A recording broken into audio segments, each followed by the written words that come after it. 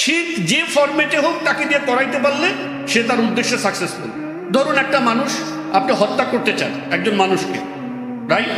হ্যাঁ, একজন মানুষকে হত্যা করার জন্য অনেকগুলো আছে। ধরেন আপনি পিটায়া একেবারে হাড় গোড় ভেঙে মাথা মোথা ভেঙে নির্মমভাবে মারা, এটাও এক ধরনের মারা। কিন্তু আপনি জানেন ঠিক এই যে কোন জায়গাটায় যদি আপনি একটা মানে কিছু একটা ঢুকিয়ে দিয়ে তার হাড়টা ছিদ্র করে নষ্ট করে দেন, রাইট? পুরা বডি ঠিকঠাক সুন্দর মতন আছে, কোথাও কিছু দেখা যাচ্ছে না, কিন্তু তার কোনো একটা জায়গাতে যেখানে হার্টটা, যেখানে আপনার সেন্সিটিভ যে অর্গ্যানগুলো যেগুলো ফেল করলে মানুষ মারা যায়, তার কোনো একটা অর্গ্যান আপনি সিস্টেমেটিক ভাবে নষ্ট করে দিলে মানুষটা মারা যাবে কিনা? যাবে।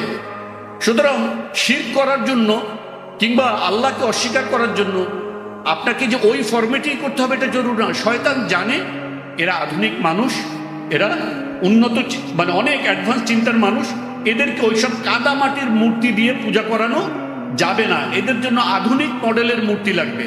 তাই তারা বানিয়েছে গণতন্ত্র, সেকুলারিজম, এরকম আদার অনেক মতবাদ, যেগুলোর জন্য আমাদের মুসলমান ছেলেরা, মুসলমান পরিবারের ছেলে মেয়েরা, তারা এটার জন্য জীবন দিয়ে দিবে, রাইট?